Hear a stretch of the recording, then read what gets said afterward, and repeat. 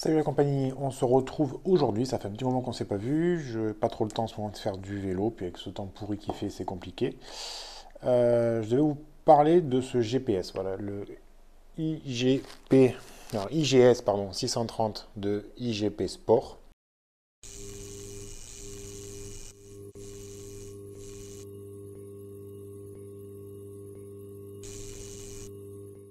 GPS, franchement, au rapport qualité-prix, très difficile à battre. Il se classe dans le milieu de gamme. On va le comparer au Brighton 750 que j'ai, ou alors c'est le Garmin 530. Celui-ci n'est pas tactile, mais franchement, c'est pas dérangeant. Il est bien fait au niveau des boutons, donc il dispose de deux boutons sur la partie basse, trois boutons sur le côté et un bouton à gauche. Comment ça s'articule? Assez simple, mais il faut l'utiliser pour le paramétrer au départ avec un téléphone. Donc tu le synchronises avec ton téléphone en Bluetooth, ça marche très bien. La traduction est un peu limite, il y a des choses qu'il faut un peu chercher. Alors différentes choses, il y a plusieurs thèmes. Donc moi j'ai choisi le thème sombre, ça marche bien. Tu peux paramétrer différents vélos, donc ça c'est bien. Petite pensée à Emmerich avec son Wahoo. Tu peux paramétrer plusieurs vélos, mais par contre tu peux pas supprimer. Il y en a déjà qui sont enregistrés pour route, VTT, home trainer, etc. Tu peux pas les enlever. Donc tu es obligé de chercher un peu dans la liste. Je vais vous montrer ça. Tac. Vous voyez ici il y a différents types de vélos. Je trouve le bouton pour faire descendre. Je contacte, ça descend. Donc tu vois, home trainer. Après, moi j'ai réglé le TCR, etc. Donc tu peux synchroniser avec tout ce qui est capteur, etc. Moi j'ai mis le cardio, la cadence pour le vélo de route, j'ai mis le vélo électrique, tu peux mettre avec le DI2, tu peux mettre aussi les lumières Garmin pour avoir, ça j'ai pas, tu peux mettre tout ça. Qu'est-ce qu'il a de bien ce GPS? Donc c'est un GPS couleur avec un écran de 2,8 pouces, donc comme le Brighton, donc ça c'est bien. L'écran est très lumineux, ça c'est beaucoup plus lumineux que le Brighton. Le Brighton, je suis obligé de laisser l'écran allumé. Sur celui-là, je le laisse en mode automatique, donc ça marche très très bien. J'essaie de vous montrer un peu l'écran. On va le mettre sur le TCR par exemple. Hop, il faut choisir. Après,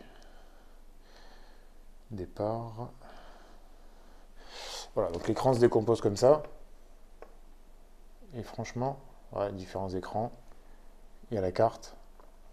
Alors la carte, bien, mais pas super lisible. Alors il faut choisir le zoom. Là, c'est l'inconvénient du tactile. Tu n'as qu'un seul bouton pour régler le zoom. Et en fait, il faut faire le tour à chaque fois. Donc ça va de 50 à 800 mètres. Donc moi, en général, pour tout ce qui est VTT, je laisse à 50. Et pour la route, je mets 100 mètres. Donc ça permet d'avoir un visu sur, sur la carte assez bonne. Et du coup, tu vois bien. Moi qui ai des lunettes, je ne les mets pas en vélo. Et j'arrive quand même à y voir très très bien. Il ne fait pas de recalcul d'itinéraire par contre. Ça c'est dommage. Si tu loupes la sortie, il te dit que t'es pas bon, qu'il faut faire demi-tour. Mais par contre, il ne te recalcule pas un itinéraire pour rejoindre le trafic. Par contre, il te fait ce que faisait pas le Brighton 750. Si jamais tu fais un tour, là tu as la fonction retour au point de départ.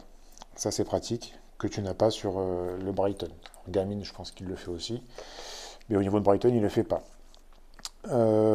Qu'est-ce qu'il fait pas? Alors après, franchement, c'est un GPS qui est très complet. Alors, il a tous les GPS possibles et imaginables. Une autonomie folle. Et franchement, je l'ai essayé plusieurs sorties. Et franchement, l'autonomie, elle baisse très faiblement. Et j'ai vu d'autres tests, Julien Rabier, NCT, etc., qui avaient fait des revues dessus aussi. Ils ont vu que l'autonomie était très très bonne et en corrélation. Donc, ils marquent 35 heures. Et franchement, de ce côté-là, autant celui-là, toutes les deux trois sorties, je le rechargeais. Celui-là, j'ai fait pareil et je suis encore à 73% de batterie. Donc il y a de la marge. Donc la traduction qui est pas top. Quand tu paramètres le GPS, franchement, ça c'est nickel. Tu le fais avec ton téléphone et ça marche très très bien. Il n'y a pas de souci à ce niveau-là. Franchement, c'est lisible. Différents écrans que tu paramètres, donc tu peux aller jusqu'à 10 affichages si je dis pas de bêtises. Ça reprend un peu le principe Brighton, là, par exemple, vous voyez sur la vitesse, c'est des graphiques. C'est un peu copié sur Brighton, ou Brighton a copié dessus, on ne sait pas trop.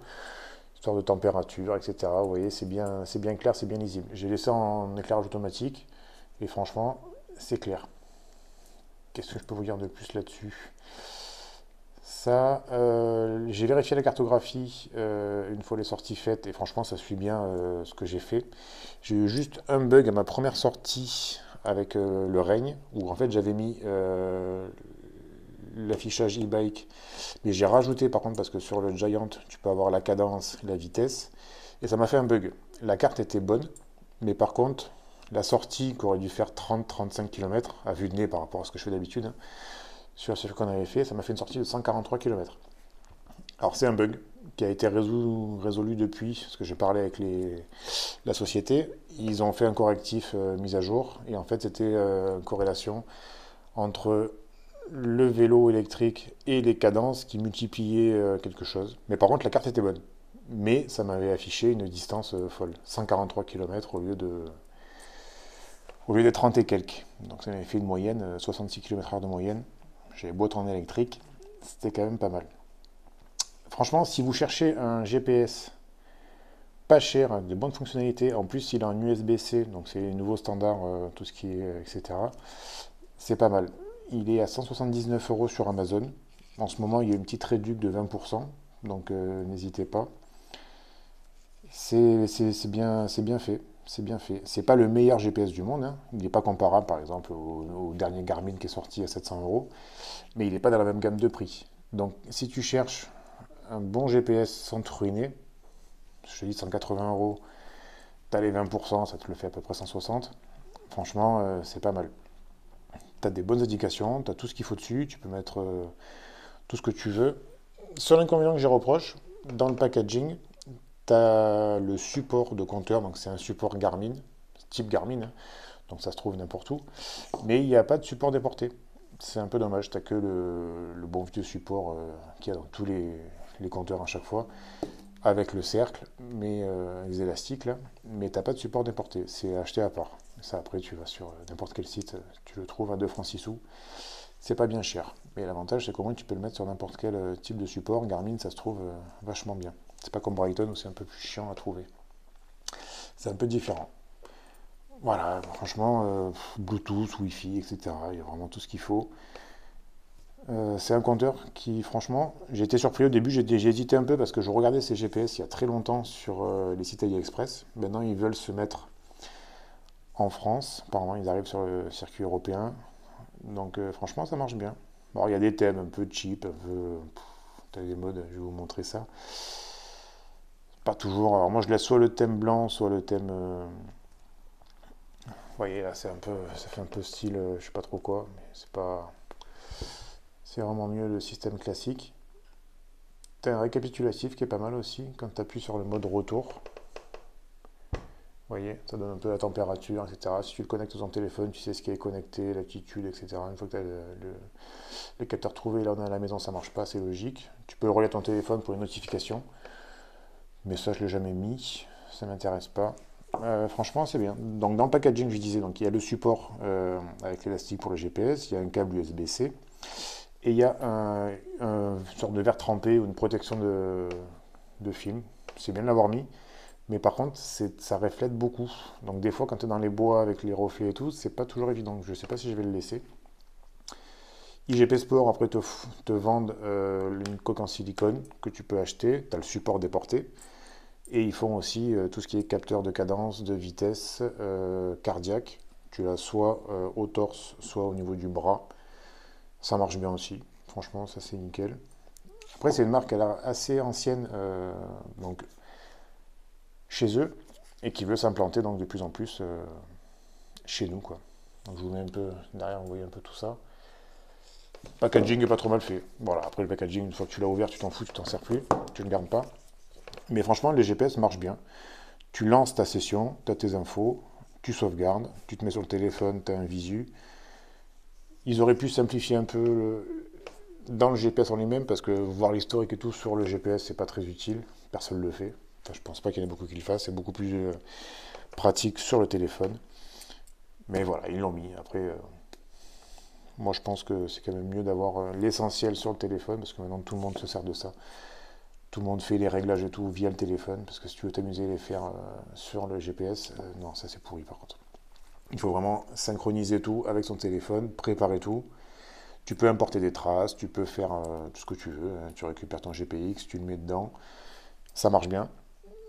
Tout marche bien, franchement, ces GPS, ils sont à l'écoute des soucis, des remontées qui corrigent. Donc franchement, c'est pas mal. Ça marche plutôt bien. Voilà, donc si vous voulez un compteur pas trop cher qui fait bien les choses et que tu veux pas te ruiner à mettre 600-700 euros dans le Garmin Solar X euros pour rien, franchement, c'est la bonne occasion. Voilà. Après, tu veux le prendre, tu veux pas le prendre, je m'en fous. Je ne gagne pas de tout dessus. Mais voilà, il y en a qui voulaient un retour dessus parce que franchement, c'est des tarifs agressifs pour plein de fonctions, plein de qualités. Et franchement, n'hésitez pas. Bonne autonomie, GPS, ça marche nickel.